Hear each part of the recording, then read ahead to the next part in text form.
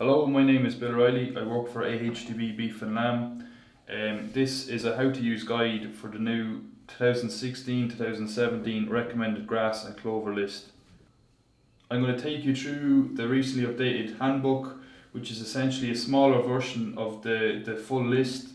Both the handbook and the merchant copy are available online and can be found on the AHDB website and also on the British Grassland website. So the plan is a brief introduction to the recommended grass and clover list and how it works. I'll then go through the handbook and then I'll go through the full list or the merchant copy. So this is it's a cross-industry project involving ourselves at AHDB Beef and Lamb and also AHDB Dairy. Others involved in the project is the British Society of Plant Breeders, the HCC, which is the Welsh Levy Board for red meat, and also the British Grassland Society. It is worth noting that funding changed in 2012, so the data from the recommended grass and clover list project is available to all. If you need the full data set, you need to look at the merchants list, which I will speak through later on. The recommended list builds on information that has been gathered during national list trials. Varieties are sown and data is collected for a further 3 years. And after rigorous testing, the recommended grass and clover list crop committee then decide whether a variety is placed on the list. In order to make it onto the list, varieties must be better than those that have already been placed on the list. So essentially, as improved varieties are added to the list, other ones are removed or they're knocked off. It is also worth noting that only 1 in 20 of the perennial ryegrasses that are brought forward and put in front of the recommended grass and clover list crop committee actually make it onto the list itself. So we know that only the elite varieties are placed on the list. How is the data collected? Data is collected across 6 sites in England and Wales. We have NIAB in Tadcaster, Ibers in Aberystwyth, DSV in Wardington, Barnbrug in Evesham, DLF in Didbrook, and then NIAB again down south in Dartington. It's worth noting that the Barnbrug site in Evesham and the NIAB site in Dartington down south, they focus on their designated disease sites. And what we hope to do is to essentially encourage disease in these sites, and from this we can improve our accuracy of disease measurements. So as I said, the testing itself lasts for 3 years. In the first year, grass is cut to simulate a conservation or a silage taking practice. In the second year, a simulated grazing management technique is used. And then in the third year, it goes back into a conservation or silage making practice. D value is also assessed and measured at each cutting. As I've mentioned, diseases are encouraged at Dartington and Evesham, and we hope that this will improve the accuracy of our disease values. We want to keep it real so that when grasses go out on farm and they're in a practical situation, that they've been proven and they can meet the on-farm demands. As I said, the recommended grass and clover list comes in 2 forms, and we're now going to look at the smaller handbook.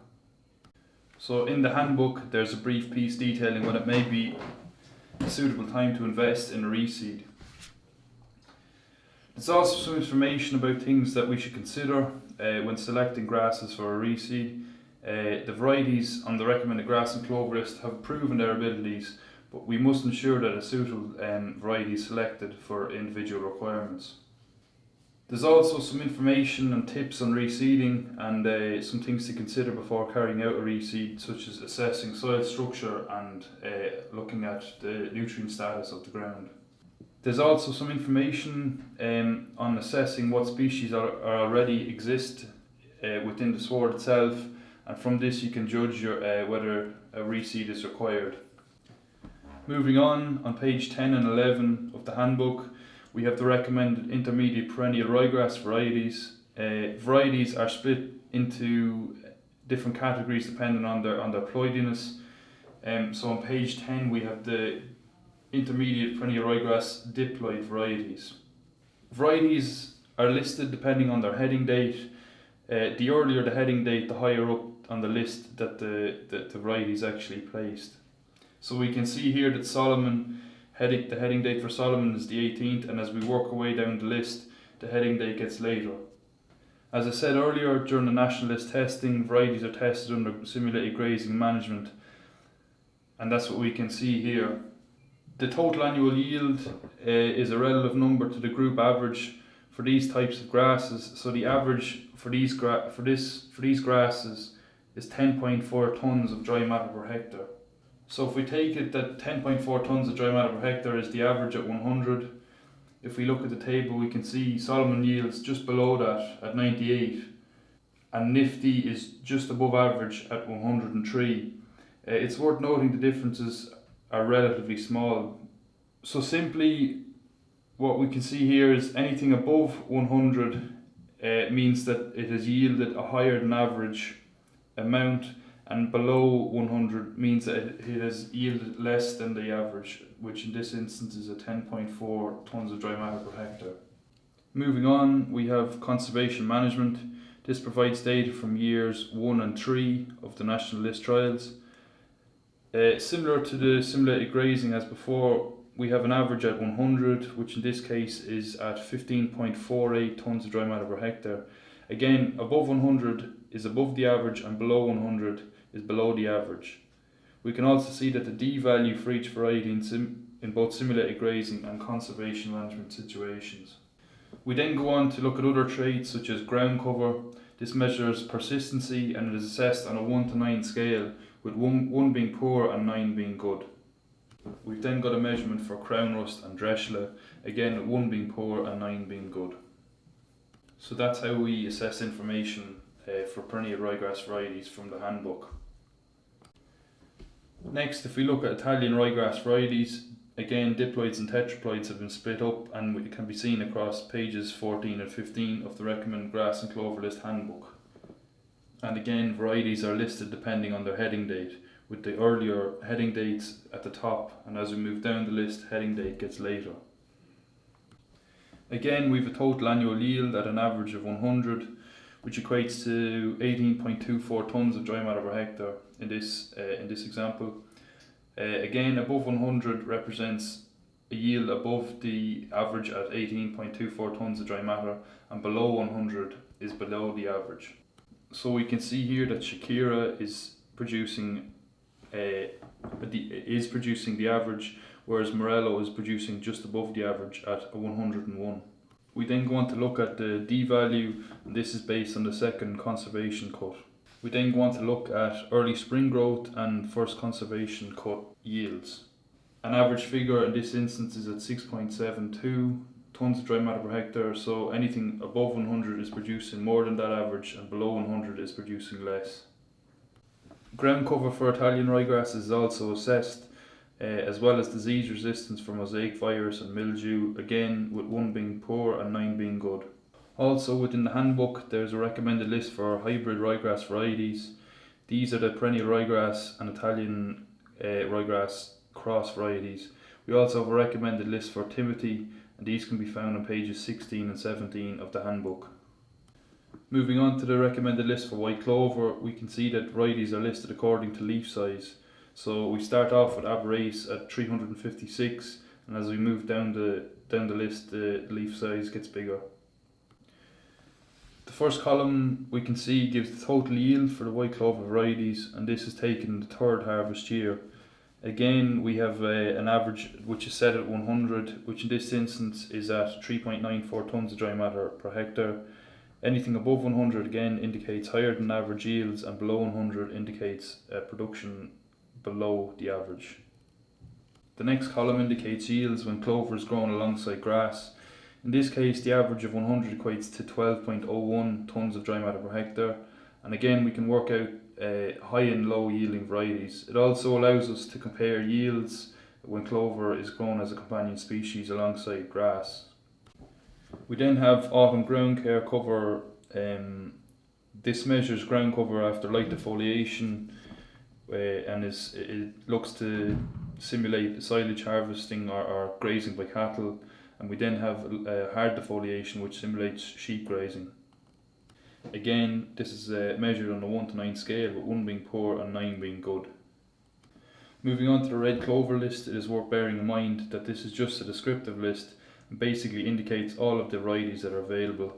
There is work being undertaken to have a list for red clover in the next couple of years. Again, we have a figure of 100 which acts as the average. Above or below 100 corresponds to the yield compared to the average. We also have figures for crude protein and ground cover, and as I said, we hope to further improve the accuracy of the red clover list in the next couple of years. So we hope the recommended grass and clover list can help on making a decision as to what grasses to include in a mix when reseed has been carried out. The first question we must ask ourselves is the variety that we're looking at on the list, and if so, we know that it has proven itself through rigorous testing and has also been approved by industry experts and placed on the list after that. We must also assess whether varieties are fit for the intended purposes on the farm itself, whether they're going to be used under intensive grazing situations, or emphasis is going to be put on silage making. We're now going to look at the merchant list or the full list, and this provides all of the data that has been collected. This is the third year that this has been available to everyone. In this version of the recommended grass and clover list, there's more detail on how the information is gathered, and again we can see the 6 sites that are located throughout England and Wales. There's also more information on disease incidents throughout England and Wales, and from the pictures we can identify what regions are most at risk of different diseases. Similarly to the handbook, varieties are split into diploids and tetraploids. If we move on and we look at page 6, we have the early perennial ryegrasses. One of the differences between the handbook and the merchant's list is that the merchant's list actually gives the recommendation status. So we can see if they're a G, if they're designated as a G, it's been proven to be a good all-rounder. If it's down as an S, it's good for a specific use. It's not as good as a G, but it's still been thought that it deserves to be put on the list. PGs and PSs have been provisionally placed on the list and are subject to change after more testing. Again, we have yields compared to the average, and we also have a measurement of D values. We also have seasonal growth patterns for varieties available in the full list. This can help when deciding which variety is fit for intended purposes. We then look at yields under conservation management across all of the years of the testing. We also look at seasonal growth under conservation management, and from this we can decide if a variety will suit silage making practices on farm. On the next page, page 7, we also have more information on other agronomic characters such as winter hardiness and disease resistance. On the next page, page 7, we have more information on other agronomic characters. We look at ground cover across the growing season, and we also look at winter hardiness for the different varieties. There's also more information on disease resistance, and in this instance we're focusing on crown rust, dressla and mildew. Below this we have more information on how long the variety has actually been placed on the list, who breeds the variety, and also the UK distributor. There's also information on the number of trials for yields, and this gives us an indication of the accuracy of the data that's presented in the table. So if we look at page 10 and take it as an example, we're looking at the intermediate perennial ryegrass tetraploid varieties. Firstly, we have the mean of the G varieties, and that's a mean for all of the ryegrass varieties that are listed in the recommended grass and clover list. Next, we have the mean of the intermediate tetraploid varieties themselves, and from this we can compare attributes within the different varieties, looking at yields, D values and ME, and decide which variety might be suitable for its intended purposes. On page 16 we move on to the Italian ryegrass varieties, and again we compare yields. There's also an emphasis on conservation, yields and seasonal growth. Again, other agronomic characters such as ground cover and winter hardiness are looked at. Disease resistance is based on a 1 to 9 scale. Where numbers are surrounded by brackets, it means that we've limited data on that particular variety, and that's partly why the disease sites have been set up, is to improve the accuracy of the figures for disease resistance. On page 24, moving on to the white clover varieties, we have information on the mean of the G varieties against all of the white clovers. In this instance, white clover varieties are now going across the page, whereas before they were moving down the page depending on leaf size, but it basically works on the same principle. We also have a more in-depth table for light defoliation and yields from grass and clover in the third harvest year. Again, there's more information on spring and autumn ground cover in more detail than the handbook that we spoke of before. The aim is to help when we're deciding what clover best suits the system that's in question. Also within the merchant's copy of the recommended grass and clover list, there's descriptive lists available for lucerne, red clover, timothy and cocksfoot. So basically the recommended grass and clover list is a tool to help us when we're deciding what grass is most suited for intended purposes on the farm.